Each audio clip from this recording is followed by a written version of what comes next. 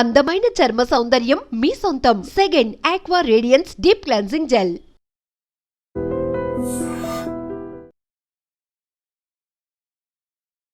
Welcome to silver screen legends. దాదాపు 4.5 దశాబ్దాల నటనా ప్రయాణంతో పాటు తెలుగు, కన్నడ, తమిళ ఇత్యాది భాషలన్నింటిలో కూడా అలరించి ఇప్పుడు 81 వసంతాలు పూర్తి చేసుకుంటున్న ఈ సమయంలో వారిని పలకరించడం మనందరికీ అదృష్టం. మీకు పుట్టినరోజు శుభాకాంక్షలు sir. Happy birthday to you. Happy birthday sir. మీ డైలాగ్ ఒకటి ఎప్పుడు వెంటాడుతుంటుంది సార్. జిస్కే పాస్ పవర్ హోతే హై రాంగ్ బి రైట్ హోతా హై. డైలాగు రామ్ గోపాల్ వర్మ గారు ఆయన ముఖం మీద ముఖం పెట్టి డైలాగ్ చెప్పి క్లోజ్ పెట్టారు. రాముజీ అన్నాడు, sir are you from stage అన్నాడు అన్నయ్య. అనగానే వాళ్ళ అబ్బాయి కూడా అక్కడ ఉన్నాడు. ఏదో ఫోన్ మాడుతూ పక్క అమీర్ అన్నాడు, అప్ప అని వచ్చాడు. ఈ పాత్రల పరంపర ఎవ్వరూ భర్తీ చేయలేకపోయారు సార్. ఇప్పుడు ఏమిటంటే హీరో అంటే 40 మంది 50 మంది ఉన్నారు. కమెడియన్స్ ఎంతమంది ఉన్నారో ఎవరికి తెలియదు. ఆ పద్ధతి పాడు ఏం కనపట్లా. ఇప్పుడు సినిమా ఎక్కడ లేదు, అంతా సర్కస్. క్వాలిటీ అవి పోయినాయి, ఆ కథలు పోయినాయి, అవన్నీ పోయినాయి. అంటే ఏ విధంగా సార్? అంటే కొన్ని ఉదాహరణలు ఇవ్వగలుగుతారు? ఈ మధ్య సినిమాలు ఏమన్నా చూసారా మీరు? మా తీసేవారికే క్వాలిఫికేషన్ లేదు, డబ్బు ప్రాధాన్యం. కానీ చాలా భారీ భారీ సినిమాలు వస్తున్నాయి కదా సార్. ఖర్చు ఏం కనపడుతుంది తప్ప ఏం కనపడతలేదు. ఏదో ఒకరి గురించి అనడానికి ఏముంది, అనాలంటే బోల్డ్ అనొచ్చు. నచ్చుతున్నాయా ఈ మధ్య వస్తున్న సినిమాలు? అంటే నేను వేరే ఉద్దేశంతో అంటాం కాదు, ఉన్న విషయం చెప్తున్నా. బాహుబలి బాహుబలి అన్నారు. Gold never become old. కానీ ప్రేక్షకులని కోట్లు కోట్లు పెట్టి పోషిస్తున్నారు ఇలాంటి సినిమా కదా సార్. అంటే ప్రేక్షకుల అభిరుచులు కూడా మారాయి అంటారా? అభిరుచి అంటే అది లేకపోతే ఏం చేస్తారు చెప్పు. ఇప్పుడు జబర్దస్త్ అని ఏదో ప్రోగ్రామ్ వస్తుంది, అదే కామెడీ అనుకుంటున్నారు వాళ్ళు. అంటే బాగా అనిపించేవా సార్ అలాంటి కామెడీలు? అందుకే వాటిని కామెడీ అన్నారండి. హాస్యం ఎవరు అన్నారు కదా. హాస్యానికి కామెడీకి తేడా ఏమిటి అన్నారు. తల్లిపాలకి డబ్బా పాలకి ఉన్న తేడా. ఒక్క పంచ్లో ఫుల్ చెప్పేశారు సార్. ఆ సినిమాతో మీ అనుబంధం మీకు ఏమైనా జ్ఞాపకం గుర్తుందా సార్? ఆ సినిమా గురించి చెప్పాలంటే చాలా గొప్ప విశేషం ఉంది. రోజు ఎయిర్పోర్ట్లో కూర్చుని ఉన్నా, మెడ్రాస్ వెళ్ళటానికి. ఫ్లైట్ ఏదో ఒక అరగంట లేట్ ఏదంటే కూర్చున్నాను. రామానాయుడు గారు వచ్చారు. కోట సరైన టైం కనబడరా, రా రైట్ రా కూర్చో అన్నాడు. అది నేను రావు గోపాలరావుతో వేయించాలని అనుకున్నాను. గంజాల గారు వద్దన్నాడు. గోపాల్ గారు నువ్వు ఎంత అగ్లీగా తయారు చేసినా ఆయన మొహం రిచ్గానే కనపడుతుందండి, చూడంగా నికృష్లా కనపడే ఫేస్ కావాలి అన్నాడు. అయ్యో సార్, విషాదం చూశారు, సంతోషం చూశారు, విజయం చూశారు. మరి నేను పాటు ఎవరన్నా పడ్డారు నేను తెలుసు కదా అన్ని. అవును సార్. మరి నా కీర్తి ప్రదేశ్లో అంత గొప్పగా ఇచ్చాడు, బాధలాడ ఇచ్చాడు. నా అదృష్టం ఏంటంటే ఈ రెండింటిని తప్పుకునే గుండె ఇచ్చాడు.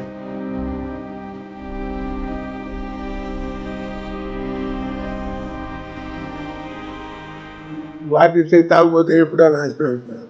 అలాంటి జీవితం ఎంతమందికి ఇస్తారు భగవంతుడు కదా.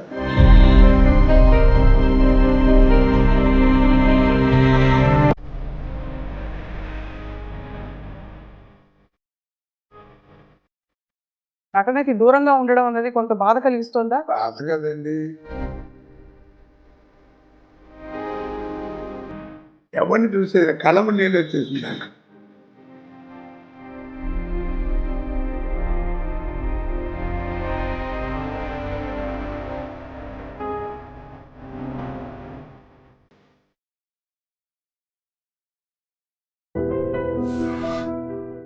అందరికీ నమస్కారం. Welcome to silver screen legends.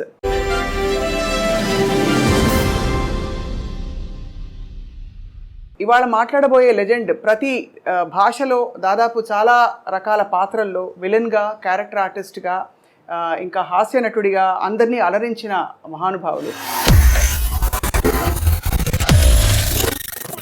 దాదాపు 4.5 దశాబ్దాల నటనా ప్రయాణంతో పాటు జీవితంలోని ఎన్నో అనుభవాల్ని నేరుగా చవిచూసిన దిగ్గజం. అండ్ వారు పద్మశ్రీ పురస్కార గ్రహీతగా కూడా అందరికీ సుపరిచితులు.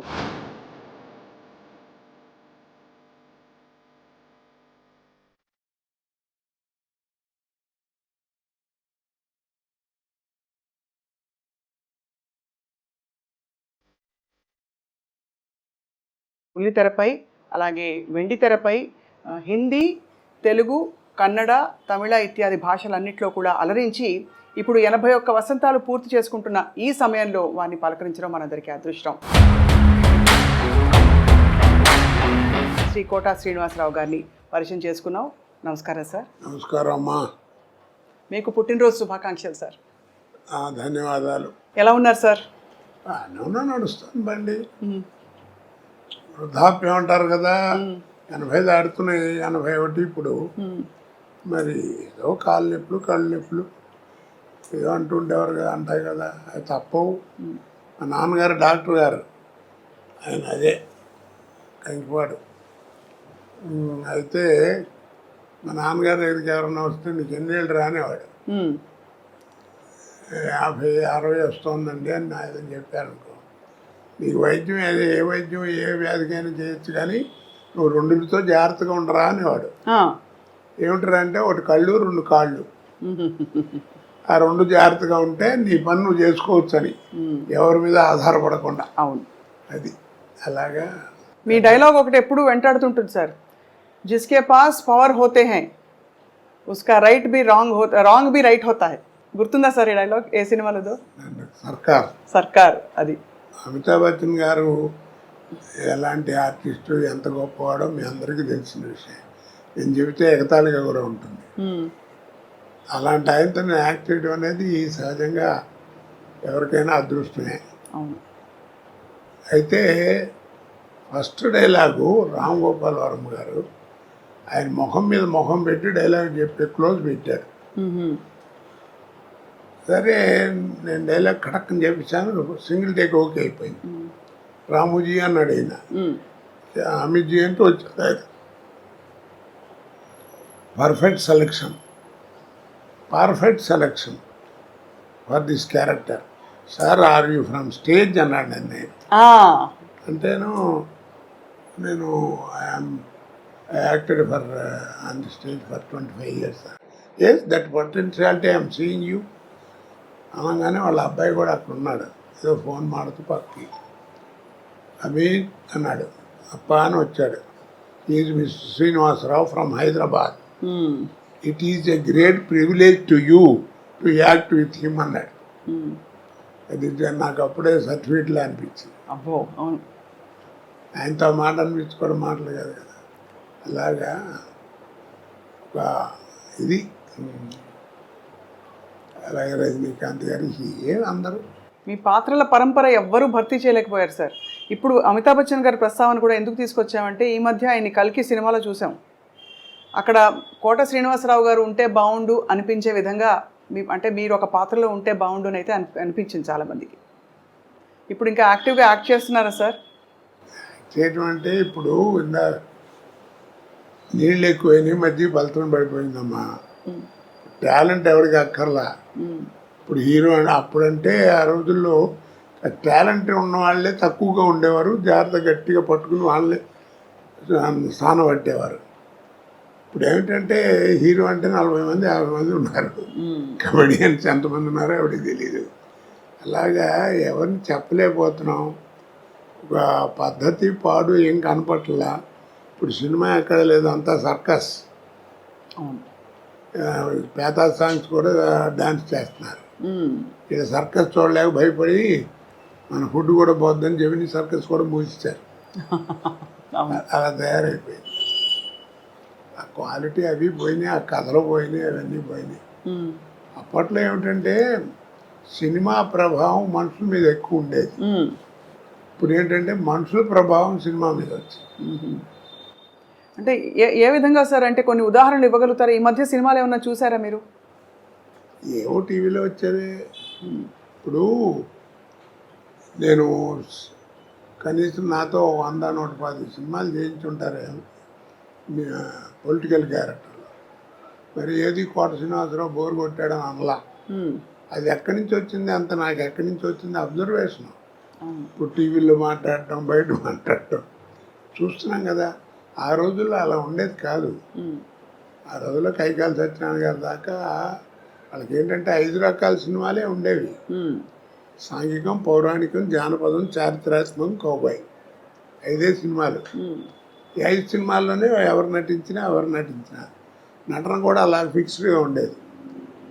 సపోజ్ మహమ్మదీడు వేషం వేశారనుకోండి, మీకు ఇస్తే మాకు ఇస్తాం, మాకు పెడితే మీకు పెడతాం, అట్లా ఉండేది భాష. పొలిటికల్ లీడర్ చెప్పాలంటే సోదరి మనలారా అలా ఉండేది, పౌరాణిక అలాగా. ఇప్పుడు అలా కాదు కదా.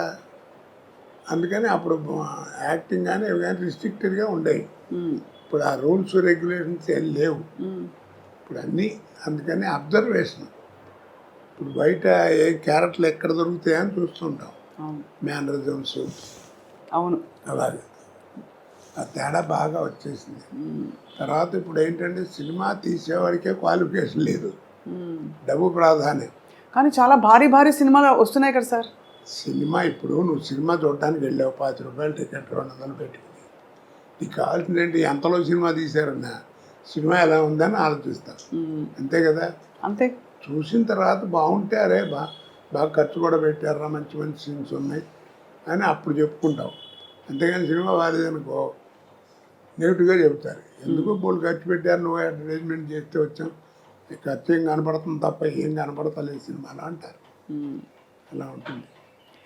మరి మొత్తం మీద సార్ అంత బిజీ నటనా జీవితం నుంచి మీరు రంగస్థలంతో పాటు మీకు రేడియో అనుభవం ఉంది, అన్ని పాత్రలు వేసిన తర్వాత ఇప్పుడు మీకు నటనకి దూరంగా ఉండడం అన్నది కొంత బాధ కలిగిస్తుందా, లేక హాయిగా జీవితం ఇలా బాగుందనిపిస్తుందా? ఇప్పుడు బాధ కదండి, అంటే తోచదు. ఫస్ట్ పాయింట్, రోజు 100-150 మంది మధ్యలో యాక్ట్ చేయడం కదా.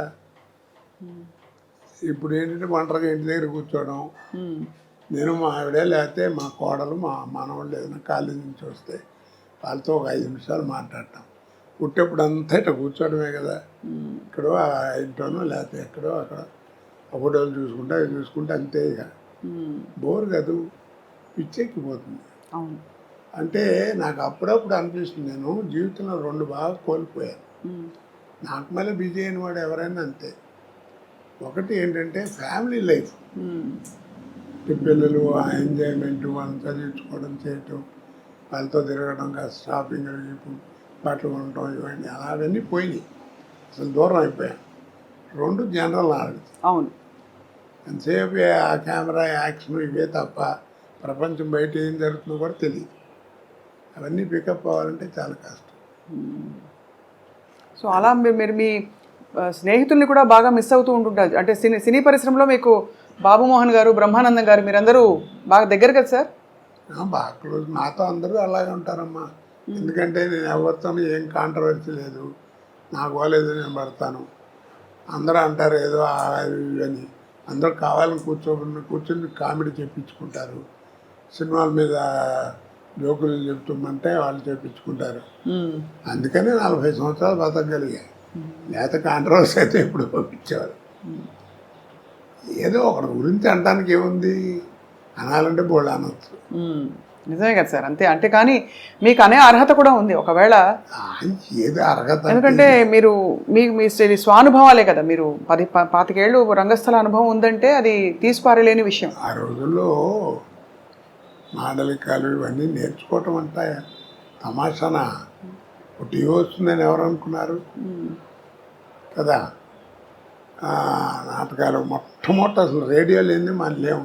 అవును, అసలు రేడియో దగ్గర ఏంటంటే వాయిస్ని ఎలా ఉపయోగించుకోవాలి, మైక్ని ఎలా వాడుకోవాలి, ఎక్కడ ఒత్తు, ఎక్కడ కామా, ఎక్కడ ఫుల్ స్టాప్, ఇవన్నీ నేర్చుకుంది రేడియో దగ్గరే కదా. అవును, భాష. కాబట్టి అక్కడ అది పునాది రాయి. తర్వాత ఈరోజు పురోగతికి అదే పునాది రాయి. తర్వాత టీవీ వచ్చేవాడికి ఏమైపోయిందంటే మాకే థ్రిల్, నాకే. ప్రతివాడు ఫీల్ అవుతారు అది నటుడు. ఎందుకంటే నాటకాలు అంటే ఫోటోలు ఉంటాయి, ఇలా పెట్టిన ఒక యాక్షన్ ఫోటో ఉంటుంది, అలా ఉంటే అలా ఉంటుంది స్టడీగా. కానీ మనం నడిస్తే ఎట్లా ఉంటాం, మాట్లాడితే ఎట్లా ఉంటాం, అది ఎవరికి తెలియదు. మొట్టమొదటి నేను ఫీల్ అయింది నా లైఫ్లో, నేను ఎక్స్ప్లెయిన్ చేయలేను థ్రిల్ ఏంటంటే 2 నిమిషాలు.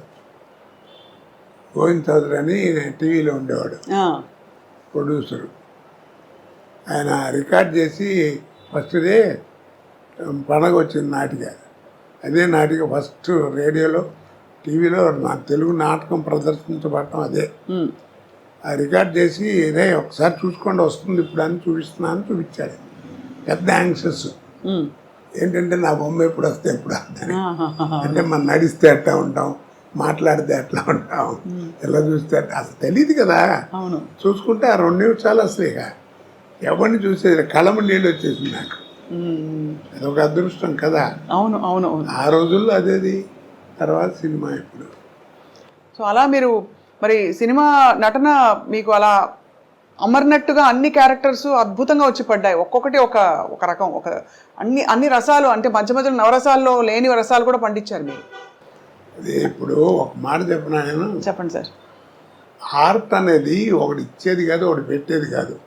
వస్తుందా కొంత అబ్బాయిలు నీకు శరీరంలో శారీరకంగా అంటారే, నీకు ఒరిజినల్గా వస్తూ ఉండాలి. కోరజనాథరావు ఇప్పుడు ఇవన్నీ చూశారు, ఒకసారి దివాయి అన్ని ఫోటోలు. ఇప్పుడు ఇవన్నీ చూస్తే ఏమవుతుంది, మీకు ఆశ్చర్యం వేస్తుంది ఎలా చేశాడు ఏంటి. అవును, చాలా సార్. ఇన్ని పాత్రలు, పద్మశ్రీ దాకా ఇవన్నీ. ఇది దీనికి ఒకటి చక్కగా చెప్తాను. నీకు పెద్ద గుమ్మడికాయ అంత టాలెంట్ ఉంటే కుదరదు, అర్థమైందా? పెద్ద గుమ్మడికాయ అంత టాలెంట్ నా దగ్గర ఉంటే కుదరదు. ఆవగిందంత అదృష్టం కూడా ఉంది. అది అవునవును. ఆ 2 కలిసి వచ్చిన వాడే కోరచనాథరావు అంటే. అద్భుతం. మరి ఆవగింజంత అదృష్టం ఇప్పుడు ఎందుకు వెంటాడలేదంటారు? ఎందుకు మీరు ఇంకా పాత్రలు వేయట్లేదు? పద్ధతి మారిపోయిందమ్మా. ఇప్పుడు ఏదో మారింది, కాలం మారింది, జనరేషన్ మారింది అంటారు. జనరేషన్ ఏం మారలా. సూర్యుడు తూర్పునే ఉదయిస్తున్నాడు, పడవని ఉత్తరిస్తున్నాడు. పాఠ్యం ఇదే తదియే వాడుతున్నాం, చేస్తాం, వైశాఖం చేస్తాం, ఆ సడవని వాడుతున్నారు. అమావాస్య కూడా క్యాలెండర్ చూస్తే 2 నిమిషాలు అటు ఇటు వస్తుంది. అన్ని మతాల్లోనూ ఒకటే భావం ఉంటుంది. అవును, అన్నీ ఉన్నాయి, అవేం మారలా. మరి ఇంకా కాలం మారిందంటారు. మనం మారాం. ఎన్టీ రామారావు మొట్టమొదటి 50 ఏళ్ళప్పుడు 60 ఏళ్ళప్పుడు శ్రీదేవితో డ్యాన్స్ చేసే రోజున ఎలిఫెంట్ బాటంలోని ఇంత లూజ్ ఉండేది ప్యాంటు. అది వేసుకుని రోడ్డు మీద నడుస్తుంది, దుమ్ము నడిచేది. అదే డ్యాన్స్ చేస్తుంటే అబ్బా రామారావు ఏం చేశాడో, దుమ్ము లేకొట్టాడు డ్యాన్స్ అని. పిచ్చిదనం, మన చిన్నతనం కదా. అవును. ఆ తర్వాత ఏమైంది, టైట్ ప్యాంట్ వచ్చింది. ఇప్పుడు ఎంత వచ్చింది, చించుకోవడం వచ్చింది. చక్కటి వాడు 1000 రూపాయలు పెట్టి ప్యాంటు కొనుక్కోవడం, ఇక్కడ అక్కడ మోకాళ్ళ మీద అక్కడ వాళ్ళే చింపుకుంటున్నారు. అవును, చింపుకుంటున్నారు. కాబట్టి మనం మారాం, కాలం ఎక్కడ మారింది. అది జనరేషన్ మార్పు అంటారు, అన్నీ ఒకటిదే. ఈ మధ్య వచ్చిన సార్ సినిమాలు ఏమన్నా మీరు థియేటర్లో చూడడం వీలైందా? మీకు వీలు పడిందా? ఏది ఈ మధ్య వస్తున్న సినిమాలని థియేటర్లో చూడడం వీలు పడిందా? సలార్ వచ్చింది, అంతకుముందు పుష్ప, ఏమి అసలు? ఎందుకంటే వెళ్ళినా మనకు సుఖం ఉండదు. ఏం కోటగారు ఈ మధ్యన రావట్లేదు, ఏంటి మీరు లేరు సినిమాలు, అది ఇదని ఈ ప్రశ్నలు ఎక్కువ అవుతాయి. మన చూడని ఎవరో వాళ్ళు సరిగ్గా చూడరు, అందుకని దూరంగా ఉంటాం. అందుకని దేవుడి దగ్గరికి వెళ్ళడానికి కూడా నాకు భయం. ఎందుకంటే వాళ్ళ కాన్సన్ట్రేషన్ పాడవుతుంది. అది అవును అవును. కానీ సార్ మీకు నచ్చుతున్నాయా ఈ మధ్య వస్తున్న సినిమాలు? మీరు ఏం వింటున్నారంటే అప్పటికి ఇప్పటికి ధోరణి మారింది, అంటే టెక్నికల్ ఆస్పెక్ట్స్ బాగా ముందుకు వెళ్ళిపోయాయి, దూసుకెళ్ళిపోయాయి అంటున్నారు కదా సార్? అంటే నేను వేరే ఉద్దేశంతో అంటాం కాదు, ఉన్న విషయం చెప్తున్నా. బాహుబలి అన్నారు, అది రిలీజ్ ముందు పార్ట్ 1 పార్ట్ 2 రిలీజ్ ముందు 6 నెలల ముందు నుంచి మనకి బాహుబలి అని ఉంచారు. దానికి తగ్గట్టుగా విజయం పొందింది, ప్రపంచ ఖ్యాతి పొందింది, దర్శకులకి అందరికీ పేరు వచ్చింది, అందరికీ బాగుంది. కాదండి అంటలా. ఇప్పుడు ఎవరైనా చెప్పుకుంటున్నారా కదా? మరి అంత గొప్ప సినిమా కదా, మరి ఎవరు చెప్పుకోరే? మరి అదే ఓల్డ్ మాయాబజార్ తీసుకొచ్చామనుకోండి, ఇవాళ 6 ఏళ్ళ కుర్రాడి దగ్గర నుంచి 60 ఏళ్ళ ముసలాడి దాకా అందరూ వెళ్ళి కూర్చుంటారు. ఇప్పుడు దాంట్లో ఆ తివాసి సీట్ వెళ్ళటం, రామలింగయ్య గారు, వంగర సుబ్బయ్య గారు ఆ తాంబూలం వేసుకోవడం, పట్టం మీద కూర్చోవడం, అది లేవటం, నెమ్మదిగా వెనక్కి జరగకుండా మళ్ళీ ఇటు రావడం, కర్రలు వాటంతా నడిచెళ్తాం, చెప్పులు నడిచెళ్తాం. ఆ షాట్ తీయమనండి, ఇప్పుడు తినరా? తీస్తారు, కానీ కోట్లు ఖర్చు పెడతారు. అప్పుడు ఇంతే ఉండే టెక్నిక్, కానీ చూపించారు. అవును కదా. అవును సార్. కాబట్టి నేను అందరికీ అదే చెప్తున్నాను, ఆ సినిమాలు చూస్తే అంటే ఓల్డ్ ఈజ్ గోల్డ్ అంటారు. మీకు ఓల్డ్ ఈజ్ గోల్డ్ అనే తెలుసురా, మీరు తెలుసుకుని గుర్తుపెట్టుకోవాల్సింది ఒకటి ఉందన్న. ఏమిటన్నాడు, గోల్డ్ నెవర్ బికమ్ ఓల్డ్. అద్భుతం.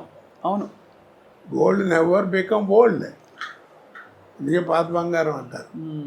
అది ఆ తేడాలు కనిపెట్టాలి, అవి తెలుసుకునేటువంటి జ్ఞానం ఉండాలి, చెప్పేవాడు జ్ఞానం ఉండాలి. లేవు కదా అది. అవును. అప్పుడు డైరెక్టర్ చెప్పినట్టు చేసేవాళ్ళం. ఇప్పుడు డైరెక్టర్ ఏముంది, డ్యాన్సులు గిన్సులు అన్ని హీరోనే డామినేషన్. మరి క్వాలిటీ అది. తర్వాత నిర్మాతలు కూడా నా ప్రొడక్షన్ బయటికి వెళ్తుందంటే బలానా కంపెనీ నుంచి సినిమా అంటే రామానాయుడు గారు, జగపతి రాజేంద్ర ప్రసాద్ గారు, వీళ్ళందరూ పెద్ద పిఎపి సుబ్బారావు గారు, కేవీ రెడ్డి గారు, ఈ సంస్థలు ఏమిటి, ఆ సంస్థల్లో సినిమా వస్తుందంటే ఒక స్టాండర్డ్ ఉందని లెక్క, ఒక పద్ధతిగా. నువ్వు కనిపెట్టారు లేదు, ఎవరు చెప్పరు ఈ విషయం. ఎవరు ఇప్పుడు నువ్వు విజయ సంస్థ సినిమాలన్నీ చూసావు కదా, ఏ సినిమాల్లో ఉన్న మనిషి చచ్చిపోవడం కానీ తగలేయడం కానీ చూపించారు నీకు? ఏంటి చెప్పు.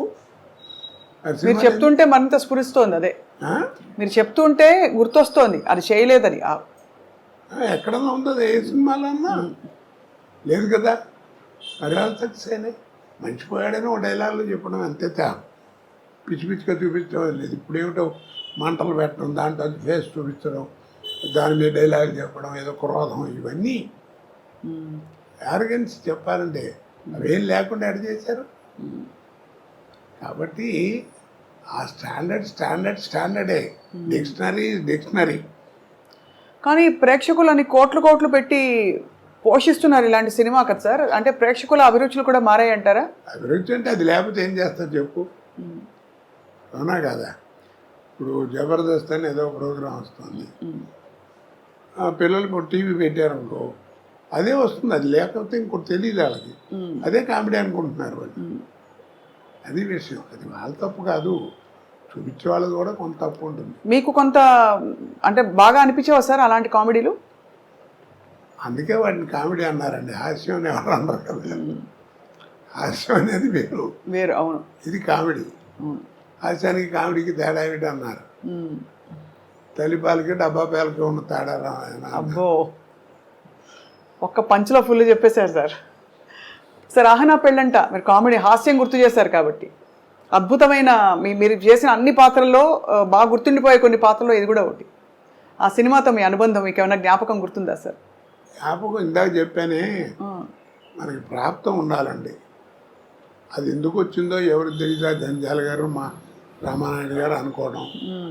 ఆ సినిమా గురించి చెప్పాలంటే చాలా గొప్ప విశేషం ఉంది. రోజు ఎయిర్పోర్ట్లో కూర్చుని ఉన్నా మెడ్రాస్ వెళ్ళటానికి, హైదరాబాద్ ఎయిర్పోర్ట్ లేదా ఫ్లైట్ ఏదో ఒక అరగంట లేట్ ఏదంటే కూర్చుని ఉన్నా. రామానాయుడు గారు వచ్చారు. ఈలోపు వచ్చేప్పటికి ఆయన చూసి నమస్కారం సార్ అన్నాను. కోట సరైన టైంకి కనబడరా, రైట్ రా కూర్చో అన్నాడు. ఏంటి సార్ అన్నా. నేను ఏదైనా సినిమా గురించి వేసలేదా అనుకుంటూనే ఉన్నా. కోట ఏం లేదు, జంజాల నేను 20 రోజుల నుంచి మదన పడుతున్నాం, పోటాడుకుంటున్నాం. ఓ సినిమా ఇప్పుడే ఫైనలైజ్ అయింది. ఆ వేషం బాగుంటే సినిమా బాగుంటుంది, లేదా సినిమా అట్రవలేకపోతుంది. అంత గొప్ప వేషం అది. నేను రావు గోపాలరావుతో వేయించాలని అనుకున్నాను. జంజాల గారు వద్దన్నాడు. ఏమిటనంటే చివరికి నేను కన్విన్స్ అయ్యాను. ఎందుకు వద్దన్నావు, కరెక్ట్గా చెప్పని చెప్పాను, ఇందాక మధ్యాహ్నం చెప్పాడు అన్నాడు. ఏంటన్నాడు. గోపాలరావు నువ్వు ఎంత అగ్లీగా తయారు చేసినా ఆయన మొహం రిచ్గానే కనపడుతుందండి. ఆ కలరు, అది ఆ వ్యవహారం, అది చూడంగానే నికృష్లా కనపడే ఫేస్ కావాలి. అది ఆయనతో కాదు, నా మాట వినండి, నేను కోటతో ఇస్తాను అన్నాడు. అయ్యో, ఆ ఫేస్లో ఆ వాల్యూ ఉండాలి, అది నటుడి యొక్క లక్షణం, అది కనపడాలి అని అన్నాడు. కన్విన్స్ అయ్యాను. ఆ వేషం నువ్వు చేయాల్సి వస్తుంది, ఒక 20 రోజుల దాకా కావాల్సి వస్తుంది, డేట్లు జాగ్రత్త ఇవ్వు, చాలా మంచి వేషం అన్నాడు. అలాగే అన్నాను, వేషం చేశాను, అయిపోయింది. మీకు తెలిసేంత అఖండమైన విజయం. ఓపెనింగ్ ఫ్లోర్ ఇక్కడ రామానాయుడు గారు స్టూడియోలో ఫ్లోర్ ఓపెనింగ్. ఆ ఫ్లోర్ ఓపెనింగ్కి నేదురుమిల్లి జనార్దన్ రెడ్డి గారు అప్పుడు చీఫ్ మినిస్టర్ ఓపెనింగ్ వచ్చాడు. రిబ్బన్ కత్తిరించబోతుంటే నాయుడు గారు ఒక్క నిమిషం ఆలోచించారని, కోటాకి ఉన్నాడు పిలవండి అన్నాడు. ఏంటి నన్ను పిలుస్తున్నాడు, నేను వెళ్ళి ఉంచున్నాను. వీడి సినిమాలు చూస్తుంటాను, వీడి తంతు ఉంటాడు, ఇంకోడు ఉన్నాడే వాడు, వీళ్ళిద్దరు కామెడీ భలే ఉంటుందని సరదాగా మాట్లాడాడు. సరే ఈ లోపల టైం మొత్తం పోతుంది, ముహూర్తం కట్ చేశారు, అయిపోయింది. నేను అన్నాను, ఏంటి సార్ అక్కడే ఉన్నారు మినిస్టర్ గారు చీఫ్, ఏంటి సార్ నన్ను పిలిచారన్నారు. అన్నాడు, మర్చిపోయానని చెప్పడం, ఈ ఫ్లోర్ వీడిదేనండి అన్నాడు. నాయుడు గారు అదేమిటన్నాడు, ఏం లేదండి 32 లక్షల్లో సినిమా తీశాను, ఈ సినిమా అహనా పెళ్ళి అంట, మీరు నమ్మరు, ఆ 32 లక్షలు కాకుండా 1,80,00,000 నాకు కలెక్ట్ చేసింది ఆ సినిమా అన్నాడు. అబ్బాబ్బాబ్బా. ఆ రోజుల్లో 1.5 crore అంటే ఇప్పుడు ఎంత ప్రాఫిట్ చూడండి. అవును, ఆ డబ్బేనండి ఈ ఫ్లోర్కి అన్నాడు. ఇప్పుడు సార్ 1.5 crore అంటే ఆ రోజుల్లో అంత ఎక్కువ. ఇప్పుడు అసలు ఒక రోజు సినిమా 15-20 కోట్లు అంటే కూడా కంటి కానట్లే కదా సార్. అన్ని 500-1000 కోట్లు. ఇప్పుడు రామారావు ఎంత తీసుకున్నాడు ఎవరికి తెలియదు, కృష్ణగారు ఎంత తీసుకున్నాడు తెలియదు, సోమబాబు ఎంత తీసుకున్నాడు తెలియదు, ఎంత పెట్టి సినిమా తీశారో తెలియదు. నాయుడు గారు వాళ్ళందరూ కూడా ఎప్పుడైనా చెప్తే మ్యాక్సిమం ఇది భారీ వర్ణ చిత్రం అని చెప్పేవారు, అంతే. అంతేగాని ఇంత అయింది ఇది అని చెప్పేవారు కాదు. ఇప్పుడు అది కాదు కదా, సినిమా ఓపెనింగే మైక్ పట్టుకుని ప్రొడ్యూసర్గా చెప్తుండే ఇది 400 కోట్లు అవుతుందండి, ఒక 5-6 కోట్లు ఎక్కువైనా నేను భరిస్తాను, చాలా మంచి సబ్జెక్ట్ అది ఇది. ఆ లెక్కలు ఎవడికి చెప్పుకోవాలి, ఇన్కమ్ ట్యాక్స్ కూడా చెప్పుకోవాలి, మనకెందుకు. ఇందాక చెప్పానే, సినిమా చూసేవాడికి నువ్వు ఎంతలో తీసేవాడు ఎవడికి కావాలి, సినిమా బాగుందా లేదా. ఇప్పుడు చిన్న సినిమా 4 కోట్లు తీసిన సినిమా 40 కోట్లు వసూలు చేస్తుంది, దానికి ఏమంటా నువ్వు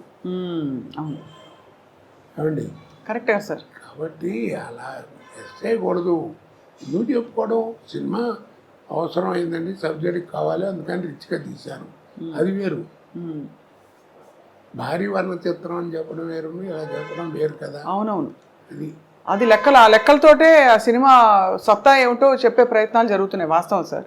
సార్ మీరు ప్రాణం ఖరీదు నుంచి మొదలుపెట్టిన తర్వాత మీకు వచ్చే ఒక్కొక్క పాత్ర వాటంతట అవే వచ్చిన పాత్రల అంటే ఎందుకంటే రకరకాల పాత్రలు వేశారు కాబట్టి ఈ పాత్రకి మీరు బాగుంటారు అని మీరు మళ్ళీ అక్కడి నుంచి క్యారెక్టర్ రోల్స్లోకి వెళ్ళడం, మధ్యలో తర్వాత హాస్య నటుడుగా, విలన్గా అన్నీ పండించారు కదా సార్. ఇప్పుడు ఫోటోలు కనబడుతున్నాయి కదా. అవును సార్.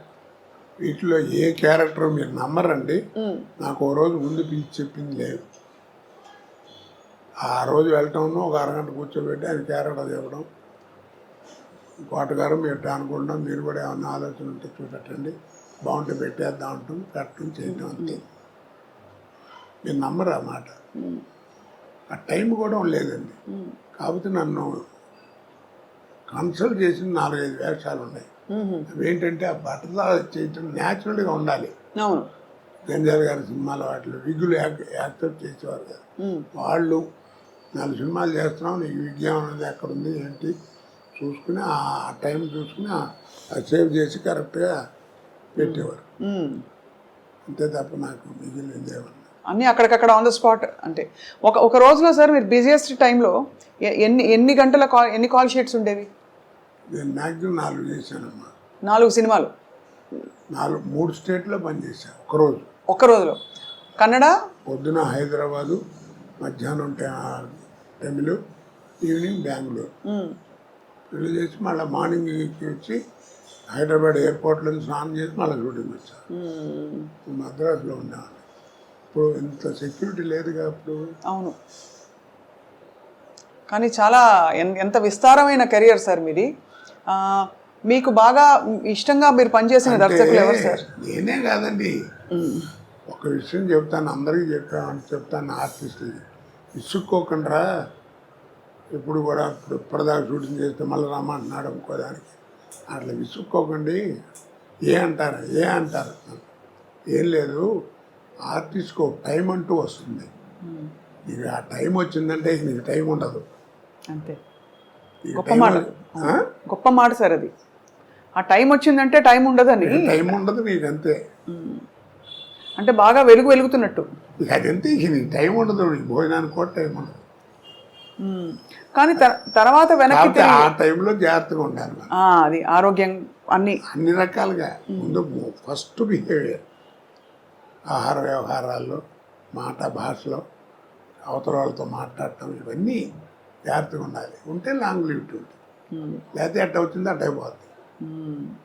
ఎంతమంది చూసాం మన మహానుభావులు, సీనియర్స్ కదా. అవును సార్. ఆస్తులు పోగొట్టుకుని చివరికి అడుక్కునే పరిస్థితికి వచ్చారు. వాళ్ళకి ఏం కర్మ చెప్పండి. అదే బిహేవియర్. ఆ కాస్త మనకు మంచి టైం వస్తుంది, టైం వచ్చినప్పుడు టైం ఉండదు, ఆ టైంలోనే మనం జాగ్రత్తగా ఉండాలి.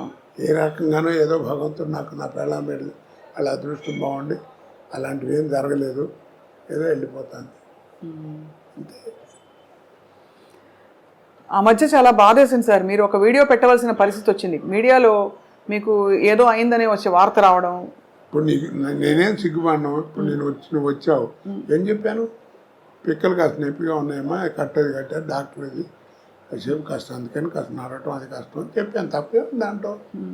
వాడెవడో కొడుకున్నాడు చచ్చిపోయాడని పెట్టాడు ఒకసారి, నేను పిలిచి కేకలేసాను. తప్పయ్యా అది, మీ నాన్నకి రా 75 ఏళ్ళు వస్తే కాళ్ళు నొప్పి కళ్ళు నొప్పి ఏదో ఒకటి వస్తాయి కదా, అలాగే నాకు కూడా వచ్చింది. నేను మంచినే కదా, నన్ను దానికి పెద్ద టీవీలో పెట్టి చెప్పాల్సిన కర్మ ఏంటి నీకు, తప్పు కదా, దాని మీద రూపాయలు సంపాదిస్తావా. కేకలేసాను నేను. పాపం సుశీల్ గారు పోయిందన్నారు, ఒకసారి జానక్ గారు పోయిందన్నారు. ఆవిడ పాపం అమెరికాలోనే ఎక్కడ ఉంది అప్పుడు సుశీల్ గారు, ఆవిడ అక్కడి నుంచి ఇంటర్వ్యూ, నేను బాగానే ఉన్నాను నా మీద అట్ట పెట్టకండి. ఎదుగో అక్కడ ఫోటోలు ఉంటాయి ఆవిడతో, జానక్ గారి ఫోటో లోపల ఎక్కడ ఉండాలి, అది కెమెరా ఫోటో తీయించలేదు నేను బయట.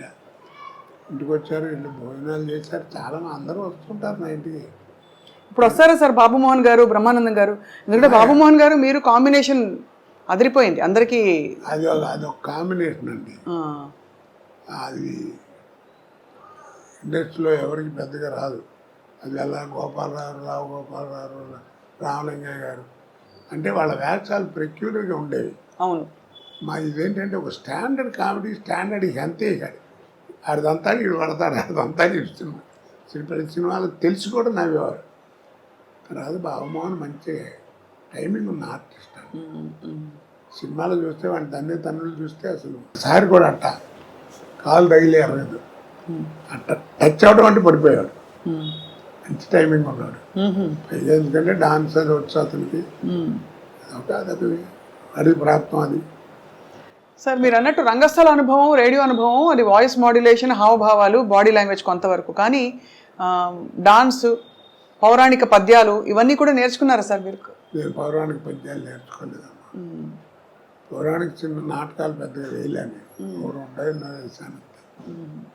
అప్పుడు పద్యాలు ఎలా మీకు? దాంట్లో పద్యాలు పెట్టలేదు, పెద్దగా పెట్టలేదు. ఓకే, అలా అలా పెద్దగా కాదు, పద్యం పెట్టుకున్నాను ఎంతసేపు ఇలాగే. ధూళిపాల్ గారు దుర్యోధనుడు అద్భుతంగా ఉంటుంది, అమ్మాయి సభ చేస్తుంది. ఆయన పాట పద్యం ఉండదు దాంట్లో, ఒక పద్యం చదివేవాడు, కౌరవ పాండవులు వీళ్ళు పెను కాలం చెరువు అయ్యి అని కృష్ణుడు, అది కూడా మామూలుగా చదివేవాడు. మీరు శాసనసభ్యులుగా ఒక టర్మ్ చేశారు, రాజకీయాల నుంచి అప్పుడు తర్వాత మీరు దూరం అయ్యారా, లేక అవసరం లేదు ఇంకా చాలించుకున్నారా? నేనే చాలు అనవసరం ఇట్టాను దాంట్లో. నచ్చలేదా సార్ రాజకీయ జీవితం? బాగాలేదనిపించిందా? నచ్చలేదమ్మా, నాకు సూట్ కాలేదనిపించింది. ఎందుకంటే మీరు రాజకీయపరమైన వేషాలు చాలా వేశారు. ఒక టైంలో మీకు కొంచెం గొడవలు కూడా అయ్యాయి ఆ మండలాధీశుడు సినిమా తర్వాత. సో మరి రాజకీయాలు మీకు అసలు ఆ వాతావరణం నచ్చలేదంటారు. అయితే ఎందుకు నచ్చలేదు సార్? అంటే చాలామంది అదొక అవకాశంగా, అదృష్టంగా కూడా భావిస్తారు కదా. అంటే నేను పనిచేసినప్పుడు పాలిటిక్స్ అండి, ఇప్పుడు పాలిటిక్స్ ఆ ట్రిక్కులు నాకు రావు, మనకి ఎందుకని దూరంగా ఉన్నా. అవును, కానీ అదే సార్ అనిపిస్తుంది, అంటే అంత గొప్ప జీవితం, గొప్ప అవకాశాలు మీకు వచ్చిన తర్వాత ఇప్పుడు మీరు టైం అంతా మీరు కుటుంబం నుంచి దూరంగా ఉన్నాను, కష్టపడి పనిచేస్తాననే ఫీలింగ్లో ఉన్నారు కదా సార్, బాధ. సో ఇప్పుడు మీకు మీ దేవుడు ప్రత్యక్షంగా మీకు ఏం కావాలని అడిగితే ఏం కోరుకుంటారు సార్? మీ ఇంకేమైనా? నేను ఎప్పుడు మనసులో ఉండే కోరిక ఒకటేనండి, నేను చచ్చేదాకా నటించాలి, చచ్చిన తర్వాత నటుడిగా బతకాలి, అది నా కోరిక. అది సార్, అంటే ఇవాళ చాలా అద్భుతమైన మంచి సందర్భం, మీ పుట్టినరోజు సందర్భంగా మాట్లాడుతున్నాం కాబట్టి మీరు ఎప్పుడూ చిరంజీవిగా మీ పాత్రల ద్వారా ఉండిపోతారు సార్ మనసుల్లో అదే ఎప్పటికీ. అలాంటి పాత్ర రావాలని నా ఉద్దేశం. అలాంటి పాత్ర అంటే ఎలా ఉంటుందో, ఎందుకంటే మీరు రాజకీయాలు, కామెడీ, ఏ టైంకి ఏ పాత్ర వస్తే అప్పుడు చెప్పలేం కదండి. అవును, కరెక్ట్. అది దానికి ప్రాప్తం ఉండాలి. ప్రాప్తం ఉండాలంటే చాలా గొప్ప విశేషం ఉంది. ఇప్పుడు రామావతారంలో ఆంజనేయ స్వామి అంత గొప్పవాడు, కలియుగంలో భక్తరామదాసు అంత గొప్పవాడు కదా.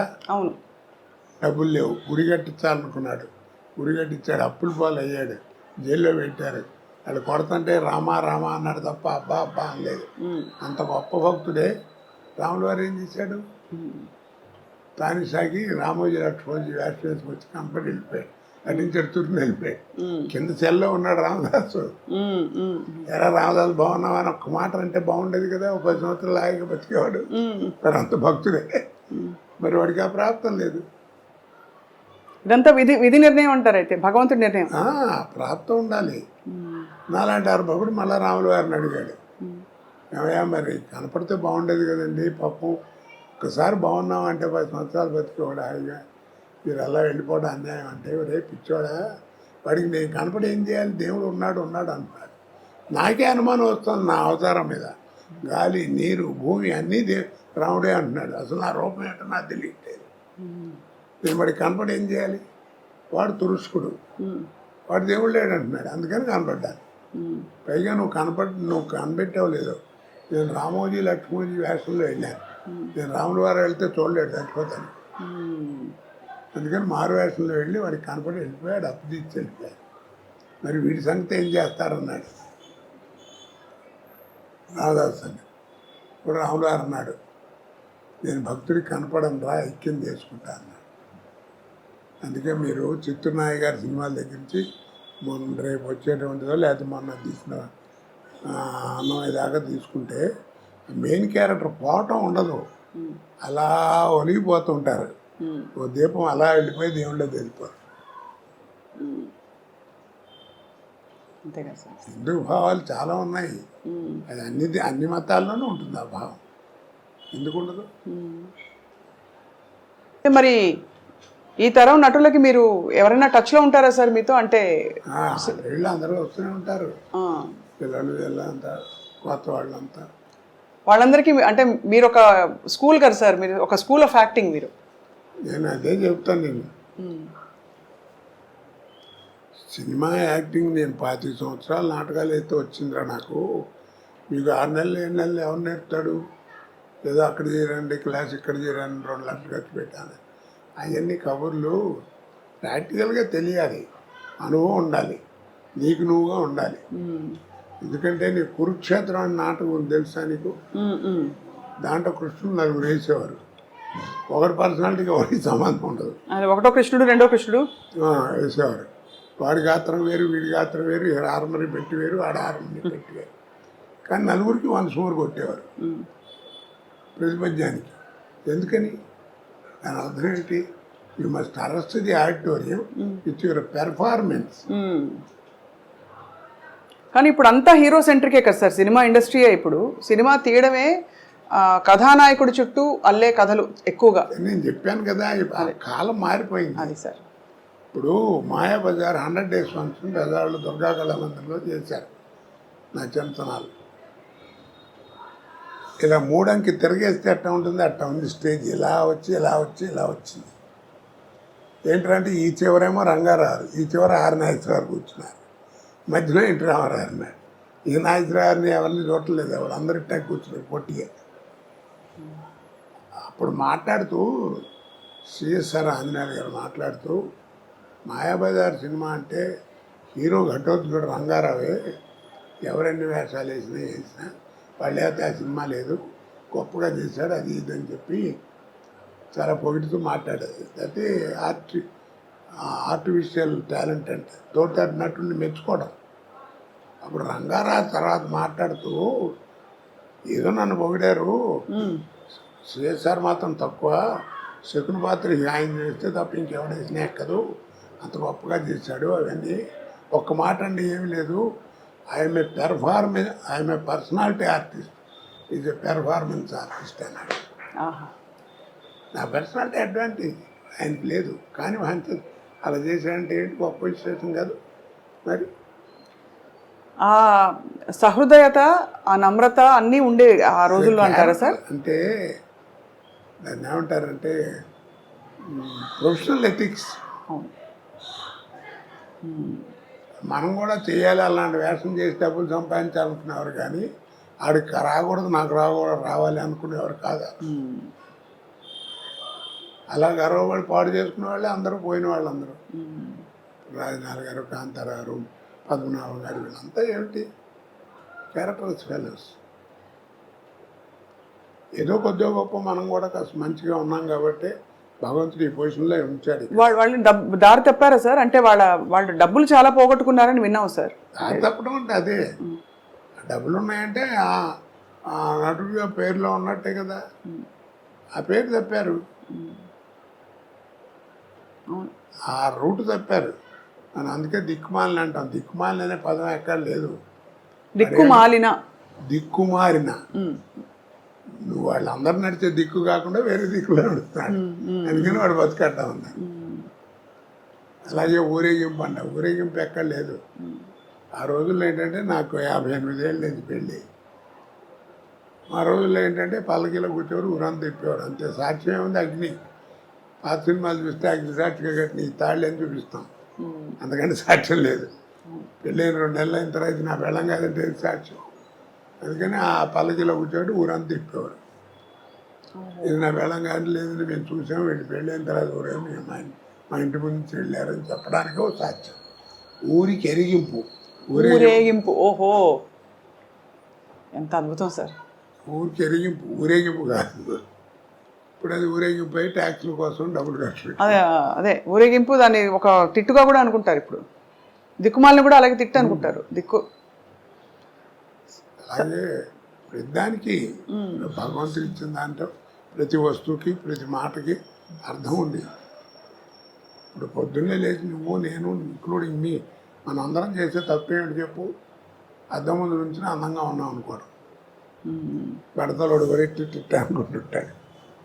ఆడవాళ్ళు ఏదో కట్టని సాధన కట్టని ఇలా దూకుని అలా దూకుని చీరలు కట్టుకుని కదా.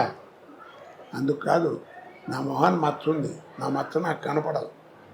ఒరే శ్రీనివాసరావు, నీ మొహాన్ని మచ్చ ఉందిరా అని దోశ నాకు అనిపించకుండా, ఆ ఛాన్స్ నీకు ఇవ్వకుండా స్వాతికి నా మచ్చని నేను చూసుకుని సర్దుకుని తుడుచుకుని బతకడం కోసం భగవంతుడు ఇచ్చిన గ్రేట్ ఇన్స్ట్రుమెంట్ మిర్రర్ అనే దృక్పథంతో అర్థం ముందు నుంచో నీ మనసు ఎలా ఉంటుంది అది నేర్చుకోవాలి.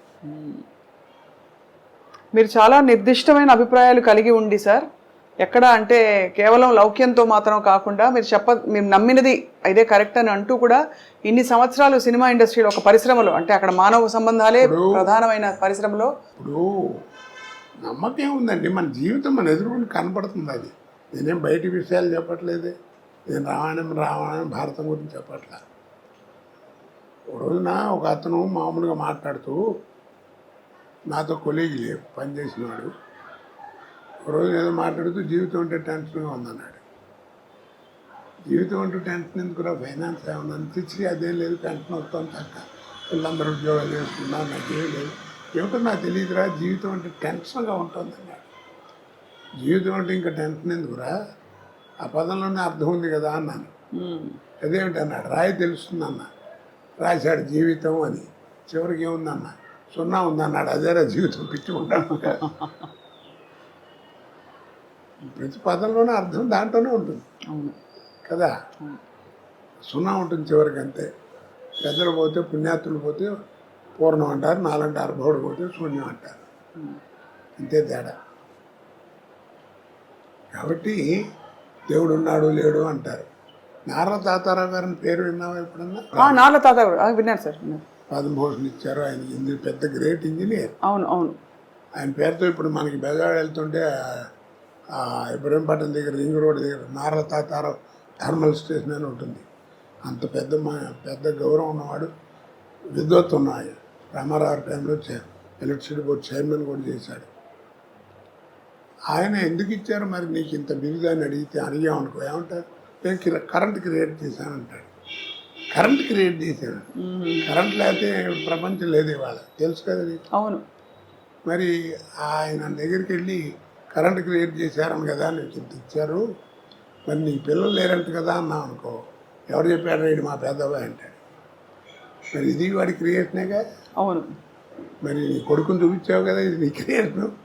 మరి కరెంట్ కానీ నీ క్రియేషనే కదా, నీకు ఇంత గౌరవం అందుకే జరిగింది. ఆ కరెంట్ చూపించమని అడగని చూపిస్తాడేమో, చూపించగలడా?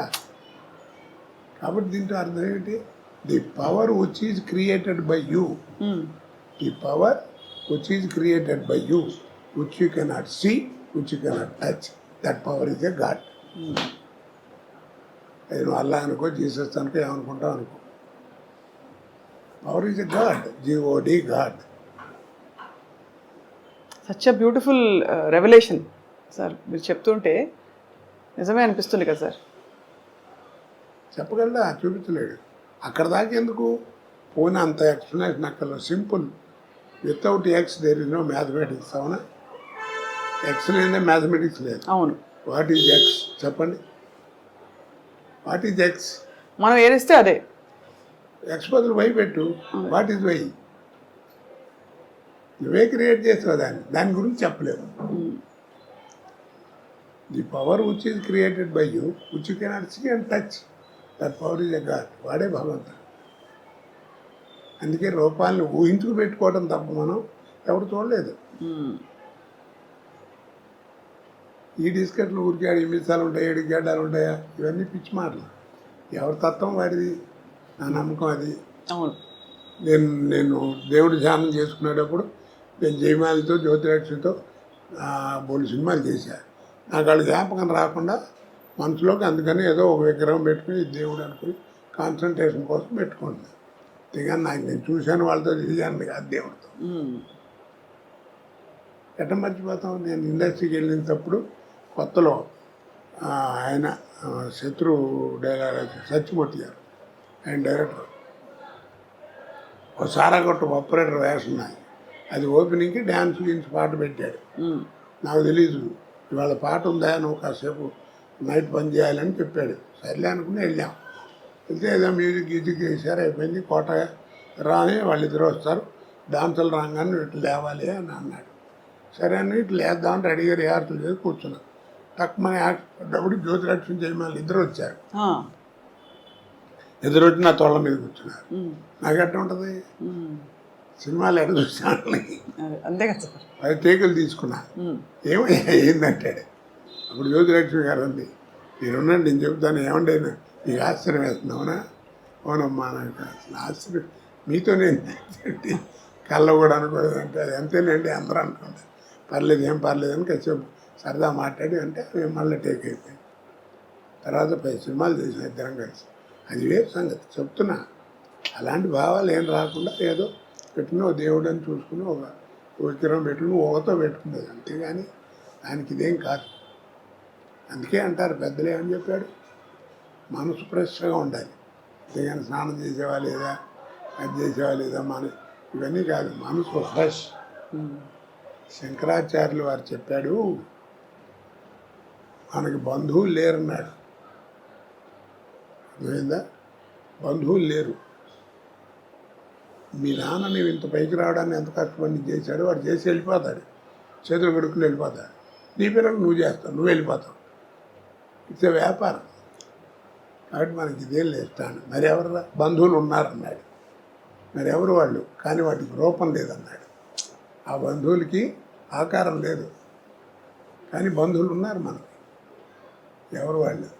సత్యం మాత. సత్యం అనేది నీ తల్లి, పితా జ్ఞానం, నీ జ్ఞానం అనేది తండ్రి. సత్యం మాత, పితా జ్ఞానం. ధర్మో భ్రాత, నీ ధర్మగుణం నీ సోదరుడు, తోడబుట్టినవాడు. దయాసఖ, నీ దయాగుణం నీ స్నేహితుడు. శాంతి పత్ని, నీ శాంతి గుణం అనేది నీ భార్య. క్షమాపుత్ర, క్షమాగుణం అనేది నీ పుత్రుడు. షడైతే మా బాంధవ, యారేరా నీ బంధువుడు అన్నాడు. సత్యం మాత, పితా జ్ఞానం, ధర్మం భ్రాత, దయాసఖ, శాంతి పత్ని, క్షమాపుత్ర. యారురా నీ బంధువుడు. అందుకని గుండె మీద చేసి చెప్పు అంటాం మనం పెద్దవాళ్ళు. రాత్రులు పడుకున్నప్పుడు మంచి బాగుపడాలంటే ఏమి చేయక్కల, అలా పడుకుని గుండె మీద చేసుకుని ఇవాళ ఈ ఆరుగురితో ఎలా ఉన్నాను నేను అని ఆలోచించుకో. చాలు, నువ్వే బాగుపడతావు. ఎలా ఉన్నాను, మంచిగా ఉన్నాను, చెడ్డగా ఉన్నాను, ఏంటో నాకు నీకే తెలుసు. ఇక్కడ నీ క్వశ్చన్ ఆయన చెప్పాడు, సమాధానం కూడా ఆయన చెప్పేశారు. అవును, అది జీవితం. కాచి వడబోస్తారు సార్ జీవితాన్ని మీరు అద్భుతంగా, వ్యక్తిగతంగా అలాగే మీరు అన్ని రసాలు చూశారు, విషాదం చూశారు, సంతోషం చూశారు, విజయం చూశారు. మరి నేను పడ్డ బాధలు ఎవరన్నా పడ్డారు? నీకు తెలుసు కదా అన్ని. అవును సార్. మరి నా కీర్తి ప్రదేశ్లో అంత గొప్పగా ఇచ్చాడు, బాధలాడ ఇచ్చాడు. నా అదృష్టం ఏంటంటే ఈ రెండింటిని తట్టుకునే గుండె ఇచ్చాడు. వాటిస్తే తాగిపోతే ఎప్పుడో నాశనం అయిపోయాడు. మంచి జీవితాన్ని ఇచ్చాడు. ఎంత మంచి జీవితం చూడు, ఎవరు ఎట్టక్కల చెయ్యి. ఇంకా ఏదో ఎవరినో వస్తే రూపాయి సాయం చేసే పొజిషన్ ఉన్నా. అలాంటి జీవితం ఎంతమందికి ఇస్తారు భగవంతుడు కదా.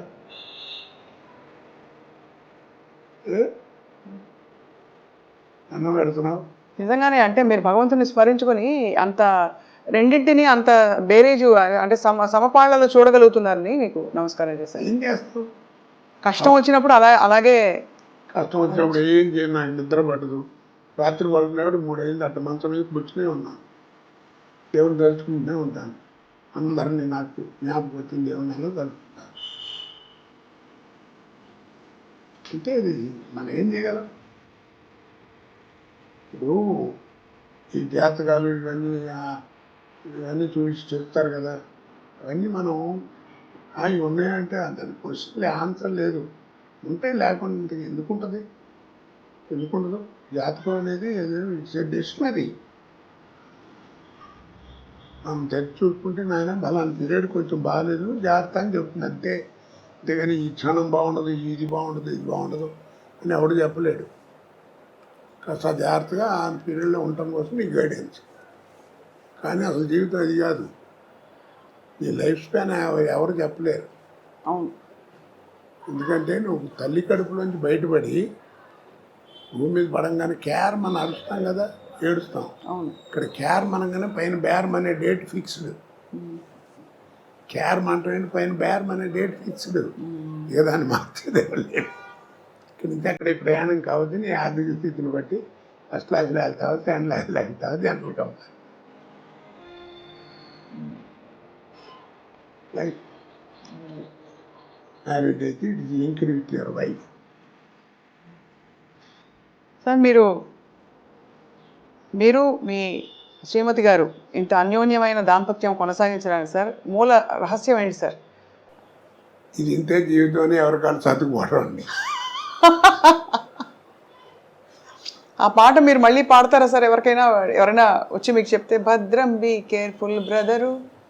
అది ఎప్పుడో పాడామా, మనం పాడామా, శ్రీగారు పాడాడు. అవును. అంటే అది ఆయన గోపాల అది నీకు తెలియదు. మీకు ముందు పరేష్ రాజుతో చేయించారు, అది బాగాలేదని మళ్ళీ నాతో చేయించారు. అదే ఆ పాట సార్. ఆ పాత్ర అదే గొప్ప సీక్రెట్ చెప్పారు సార్. అది అంటే చాలా మంది తెలిసి ఉండొచ్చు కానీ ఏమండి, సాగితే గొప్ప అండి, సాగిపోతే మ్యారేజ్లు ఏంటి తలకాయ చెప్పండి. అదే అది సర్దుబాటులో సంసారం ఉంటుంది. అవును. 2 పిల్లలు పుట్టిన తర్వాత ఇంకా 4 ఏళ్ళు 5 ఏళ్ళు సంసారం చేసి డైవర్స్ ఏమిటండి? ఆ మాట అంటే ఏంటంటే మా ఇద్దరికి కెమిస్ట్రీ కుదరట్లేదు, ఏదో వేవ్ లెంగ్త్ కుదరట్లేదు. ఏది వేవ్ లెంగ్త్ కుదిరింది? 100 పెళ్ళి ఇన్నాళ్ళు అయితే 5 గదిలో జరిగే సంబంధం ఎవరు చెప్తాడు? కాబట్టి అది ఎవరు చెప్పినా, నీకు డైవర్స్ ఇచ్చే లాయర్ చెప్పినా నాయన అన్ని బాగున్నాయి, నేను చేస్తాను, ఎందుకైనా మంది ఒక 6 నెలలు మీరు ఆగి రండి, ఈ లోపల మళ్ళీ ఏమైనా మార్పులు మారుతాయేమో అని చెప్తాడు. ఎవరైనా కలిసి ఉండమంటారని వెళ్ళిపోమని ఎవరు అంటారు కదా. అంతే కదా సార్. ట్యూబ్లోంచి బయటకు వచ్చిన పేస్ట్ని మళ్ళీ ట్యూబ్లోకి పంపించాలనుకోరు, అలాగేనా? పంపగలవా? ట్రై చేసి చేతికి అంటుస్తుందా పని పంపలేవు. అలాగే గడప దాటి వెళ్ళిన సంసారాన్ని కూడా ఎవరైనా లోపలికి తీసుకురాలేడు. అది వాళ్ళిద్దరి మధ్యలో ఉంది. అదే అంతే కదా సార్. నేను అందుకే సంసారం ఉన్నాడు. అమెరికాలో ఒకసారి వెళ్ళినప్పుడు సంసారపక్షంగా ఉంటే బాగుంటుంది అన్న. ఒక ఆవిడ పెద్ద కోపం వచ్చి సంసారపక్షం అని 3 సార్లు అన్నారు. ఇప్పటికీ సంసారపక్షం అంటే ఏమిటంటే అని అడిగింది. ఎన్నాళ్ళు అయిందమ్మా నువ్వు వచ్చాన్న? 28 సంవత్సరాలు అయిందన్నాడు. అంది. సరే బాగానే ఉంది. పెళ్ళి ఎన్ని ఏళ్ళు అయిందండి? 30 ఏళ్ళు అయింది. ఈ 30 ఏళ్ళలో మీ అమ్మ నాన్న ఎప్పుడన్నా గదిలో కూర్చుని తలుపేసుకుని లోపల కూర్చుంటావు నువ్వు చూసావా అన్న. నేను చూడలేదు. అదే సంసారం అంటే అన్న. ఏం చెప్తాను దానికి అర్థం? మరి ఆ జ్ఞానం ఉండాలి, అడగకూడదని. అలా తయారైంది. ఇప్పుడు యువతంతా ఎందుకు పాడవుతుంది? రెండు నోట్ చేసుకున్నాం. మీ మాస్టర్ చెప్పినా, మా మాస్టర్ చెప్పినా, వాళ్ళ మాస్టర్ చెప్పినా, ఎవరు చెప్పినా రోడ్డుకి వెడం పక్కనే నడవమన్నారు. కుడిపక్క గురించి వాళ్ళ నోటమ్మడి రాలేదు. ఇప్పటికీ రోడ్డు మీద పోలీసు వాడు కూడా కీప్ లెఫ్ట్ అంటాడు. అది రైట్ అని మాట రాదు. కుడి పక్క నడవటం కనుక నేర్చుకుంటే, ఎడం పక్క నడవటం నేర్చుకుంటే కుడి పక్క నడిస్తే ఏంటి అనేది నీకే తెలుసు. ఇది చేయడం సాధన. కీప్ లెఫ్ట్ అంటే అందరూ ఆయన మా చిన్న తండ్రి అనుకుంటే కరెక్టే అనుకోండి గురుగారు, ఇప్పుడు కుడి పక్క నడిస్తే ఏమవుతుంది అంటాడు. ఏరే చోట మొహం బాగా పడతాడు. కాబట్టి దీన్ని బట్టి అర్థం నీకేంది? సాధన తక్కువ, వాదన ఎక్కువ. సాధన తక్కువ, వాదన ఎక్కువ. అర్థం? రెండు మనకి విజ్ఞానం పెరగాలి. విజ్ఞానం పెరగాలి. మనకి టీవీలు వస్తున్నాయి, ఫోన్లు వస్తున్నాయి, సెల్ ఫోన్లు వస్తున్నాయి, ఇంకా రకరకాల విజ్ఞానం పెరుగుతుంది. కానీ మనకి జ్ఞానం పోగొట్టుకుంటున్నాం. అమ్మ అని పిలవాలనే జ్ఞానం పోయింది. అది తప్పు కదా. అవును. మాతృభాష అన్నారు. అరం వాడికి అరం, తెలుగు వాడికి తెలుగు, తమిళ వాడికి తెలుగు. వాళ్ళ మాతృభాష ఎవరు కాలేదు. తల్లితో సమానం అన్నారు. తల్లి పదం ఎంత గొప్పది. మనకి తెలియకుండానే ఎవరిని నేర్పకుండానే మనకేదైనా అనుకోకుండా దెబ్బతలితే అమ్మ అంటాం. ఎందుకంటాం కదా. అమ్మ ఎంత గొప్పది. తండ్రి ఒక ఏజ్ వచ్చిన తర్వాత వాడు నేర్పేది జ్ఞానం. తల్లి అట్ట కాదు. నువ్వు ఒక ఏజ్ వచ్చేంత వరకు నీకు నేర్పేది ఆల్ ఇంగ్స్ నేర్పేది mother. Talking, drinking, walking, sitting అన్నీ నేర్పేది మదరే, తల్లి. బిడ్డ ఎదుగుదలకి మాతృస్తన్యం ఎంత అవసరమో, బిడ్డ ఎదుగుదలకి మాతృస్తన్యం ఎంత అవసరమో, బిడ్డ మానసిక వికాసానికి మాతృభాష అంత అవసరం. ఇవన్నీ తెలుసుకోవాలి. ఎవరు చెప్తాడు వాళ్ళ కుర్రాడు? చెప్పేవాళ్ళు లేడు, వినేవాడు అంతకంటే లేడు. అసలు ఎన్ని విషయాలు సార్ మీరు అసలు అలవోకగా మీరు ఎన్ని సందర్భాల్లో ఇలాంటివి చెప్పారో తెలియదు, కానీ మీకు మీ భాష కానీ మీ ఆలోచన కానీ సార్ నిజంగా ధన్యులం అవుతున్నాం అందరం. అది కూడా మంచి కామెడీతో చెప్తున్నారు, అందరికీ అర్థమయ్యేలాగా. దీన్ని చదవాలంటే రామాయణ భారతాలు చదవక్కర్లా. నీ జీవితాన్ని వాడు ఏం మారట్లేదని చంపేస్తున్నాడు కుర్రాడు అంటే వదిలేవా, వాడి జీవితమే వాడి నేర్పుతున్నాడు అంటారు పెద్దవాడు కదా. అడే నేర్చుకుంటాడు ఏమనుకోతే. అవసరం మనిషిని అంత పని ఏం చేస్తుంది. సార్ చివరిగా ఒక మాట, మీరు బ్యాంకులో పనిచేశారు కాబట్టి ఈ తరం వాళ్ళకి డబ్బులు ఆదా చేయడం ఎలాగా? అనవసరం ఖర్చులు మానేయడం బెటర్. సింపుల్. దాచుకోవాలా డబ్బులు? అంటే చైనా వెళ్ళినప్పుడు అప్పుడు చైనా అంటే మనకంటే జనాభా ఎక్కువ, పూర్ కంట్రీ ఉంది కదా. అక్కడికి వెళ్తే పెద్ద స్వర్గంలో ఉంది. నాకు అనుమానం వచ్చి అక్కడ అడిగితే అక్కడ ఫైనాన్షియల్ కంట్రోల్ అంటే మన ఫైనాన్స్ మినిస్టర్ మేము విన్నది ఇలా అండి, ఇంత మార్పు వచ్చింది, స్వర్గంలా ఉంది, what is the secret behind it అని బోర్డు మీద ఒక సెంటెన్స్ వేశారు. No secret, we live according to our earnings అన్నారు. డ్రైవర్ ఎలా ఉండాలి, డ్రైవర్ వాడే అలా ఉండాలి. అంతేగాని మా ఓనర్ అబ్బాయి వాళ్ళ అబ్బాయి టీవీ చూస్తున్నాడు కాబట్టి నేను కూడా కొనాలంటాయి. అని లోన్లు పెట్టడం, ఇన్స్టాల్మెంట్లు కొంటాం, చేసుకుంటే ఎవరు నువ్వే నష్టపోతావు. చాలా గొప్ప మాట సార్, ఇది చాలా అవసరం ఈ తరానికి. అందుకే అంత సూటిగా అడిగాను sir. We live according to our earnings. నా సంపాదన బట్టి నేను బతుకుతాను. టాలీవుడ్లో తెలుగు చిత్ర పరిశ్రమలో ఈ డ్రగ్స్ బాగా ఇప్పుడు వ్యాపించి కేసులు అవుతున్నాయి కదా సార్. ఏం డ్రగ్స్ ఏముంది, నువ్వు చేసుకునేది దాన్ని. అందుకే మాదక ద్రవ్యాలు అన్నారు. ఆ రోజుల్లో కూడా ఉంది, వ్యభిచారం ఉంది. ఉందా సార్? ఆ రోజుల్లో ఏమో మా చింతనంలో ఏదో ఒక గ్రామం, ఒక విలేజ్, దానికి ఒక పద్ధతి, ఒక ఇది ఉండేది. ఇప్పుడు అక్కడ దాకేందుకు మన వాళ్ళు పర్మిట్ అని పెట్టారు మందు తాగడానికి. అది మరీ ఒక్కళ్ళ కూర్చుని తాగితే బాగుండదని కొన్నాళ్ళు అయ్యేటప్పటికి కాస్త నలుగురు కలిసి సరదాగా ఎంజాయ్ చేస్తే బాగుంటుంది, అనవసరంగా అలాగే ఉండవని క్లబ్లను పెట్టారు. ఇప్పుడు ఆ క్లబ్లు పోయి పబ్బులను పెట్టారు. ఇప్పుడు ఆ పబ్బులు పోయి 4 కోట్లు పెట్టి ఇల్లు కట్టాడు అనుకోండి, మా ఇల్లు చాలా బాగుంటుందండి ఆయన అన్నీ చూపించి ఇది మా ఇంట్లో ఇది పబ్ హౌస్ అంటాడు. అది గొప్ప, అక్కడ బార్ ఉంటాయి, అదే ఇంట్లో బార్ పెట్టాడని గొప్పగా చెప్తాడు మనకి. మా ఆయన రోజు నన్ను కొడుతున్నాడు, తాగి వచ్చి తాగితే ఏమవుతుందని పిల్లలు అయింది అనుకోండి, ఏమవుతుంది అది బతుకు, అది మర్చిపోతున్నారు. మా ముందు కాబట్టి కట్టించామనుకుంటున్నారు. అదేంటే మాదక ద్రవ్యాలంటే మాదకం చేస్తుంది, తాగితే బ్రెయిన్ పనిచేయదు. అంటే ఒత్తిడి వల్ల అవుతుందో మరి ఈ మధ్య చాలా, అంటే చిత్ర పరిశ్రమలో ఎక్కువ అన్ని చోట్ల ఉన్న సమస్య అది. అదేంటంటే కాస్త 10 మంది తెలిసిన వాళ్ళం కాబట్టి బలానా వాడు తాగుతున్నాడు, బలానా వాడు డ్రగ్స్ తీసుకున్నాడంటే పాపులారిటీ ఉంటుంది కాబట్టి మన వాడతారు. అన్ని చోట్ల అన్నీ ఉన్నాయి. అవును. సరే, ఎన్టీ రామారావు గారిని మీరు ప్రస్తావించారు కదా. రామారావు గారి కాలంలో ఆయన మనవడైన జూనియర్ ఎన్టీఆర్ ఇప్పుడు దేవర సినిమా కూడా రిలీజ్ కాబోతోంది. సో ఆయన నటన కొంత ఏమున్నా నేను అతను గురించి ఒకటేనండి ఎప్పుడు చెప్పేది ఒకటే, ఇప్పుడున్న యంగ్స్టర్స్లో కొద్దిగా గొప్ప విషయం ఉండి సత్తా ఉన్నవాడు ఎవరన్నా, నటుడు ఎవరన్నా ఉన్నా అంటే వాడే జూనియర్ ఎన్టీఆర్. వాడి తర్వాత ఎవడైనా నా ప్రకారం. పొట్టిగా ఉంటాడన్నారు, వాడి పొట్టితోనే వాడిని కాపాడుతాం చంద్రమోహన్ లాగా.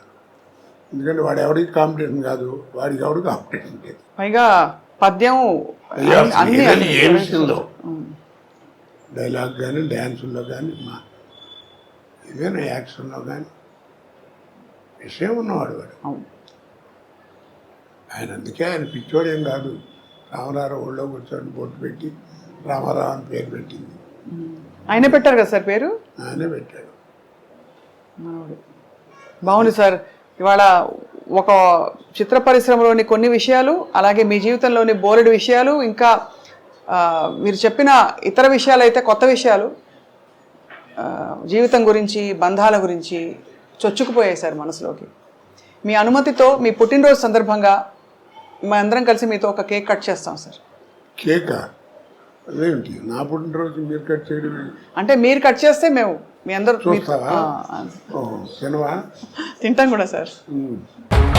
జన్మదినమిదం ఐ ప్రియ సఖే శంతనూతు తే సర్వదా ముదం ప్రార్థయామహే భవశతాయుషీ ఈశ్వర సదా త్వాం చ రక్షతు పుణ్యకర్మణా కీర్తిమార్జయ జీవనం తవ భవతు సార్థకం.